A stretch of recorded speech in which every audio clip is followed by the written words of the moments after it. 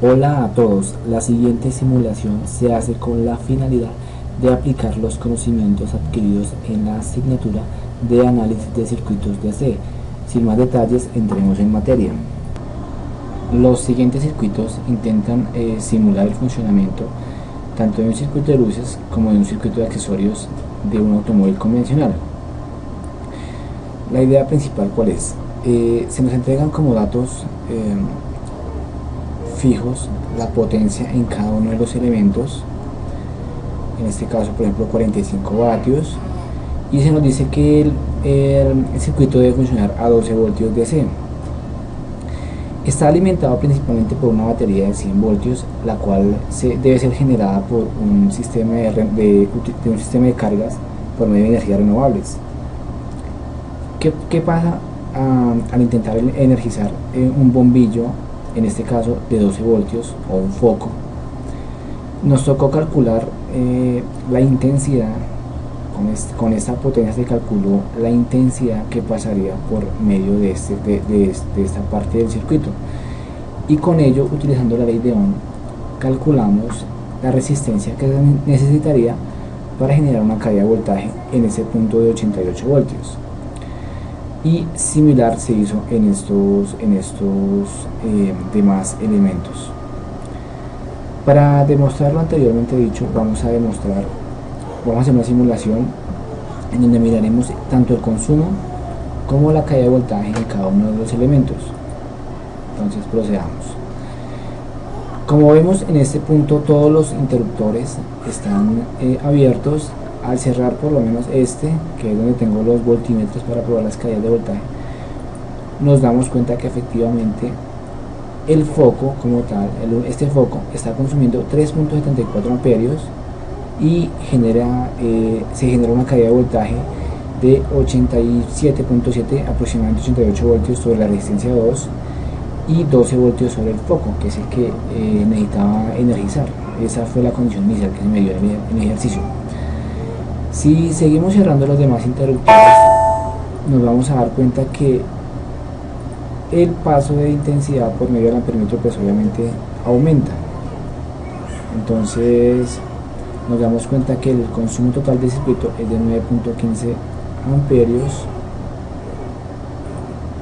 para lo cual pues habría que calcularse un sistema de protección para este circuito, el cual no está montado en ese momento. Por otro lado, otra parte del circuito sería el circuito de accesorios.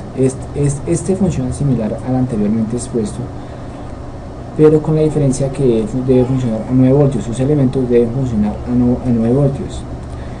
Funciona de la misma forma que anteriormente se explicó. Entonces, iniciemos con la simulación. Acá nos empezó a marcar porque ya tenía cerrado este switch. Listos, lo abrimos nuevamente en ceros. Hagamos la simulación. Sobre la resistencia que se calculó, cayeron 90.9 volts, y sobre la resistencia 1, que es como digamos la simulación de la carga que generaría un radio de 15 vatios, cae un voltaje de 8.96 volts. Igual para la sirena, y similar para el parabrisas, similar para el desempeñador. Como podemos ver, pues al energizar también los elementos aumenta el paso de intensidad por el circuito. Bien, eso por un lado. El circuito también nos pide identificar las unidades que se utilizan en el sistema internacional para los circuitos eléctricos. En este caso, digamos, ya tenemos acá en ese amperímetro la unidad para medir intensidad, los amperios. La unidad para medir voltios sería volts. Para resistencia tendríamos la unidad ohm. Convencionalmente utilizamos miliamperios, milivoltios o miliohmios. En este caso pues las unidades son las unidades estándar, no hubo necesidad de cambiarlas. Los elementos activos del circuito, ¿cuáles son? En este caso los elementos activos sería la batería, pues porque es la que está generando la energía para el funcionamiento del circuito, y los elementos pasivos serían las resistencias que están montadas asimismo como esta alarma, este buzzer y este foco. Entonces, esos serían los elementos pasivos, ya que consumen la energía que genera la batería. Para calcular la máxima transferencia en un circuito de este tipo, pues tendríamos que desarrollar en cada uno de los ejercicios un circuito equivalente de Thevenin, una resistencia de Thevenin que estaría ubicada en este punto, y un voltaje equivalente de Thevenin. Digamos, podríamos calcular esa resistencia.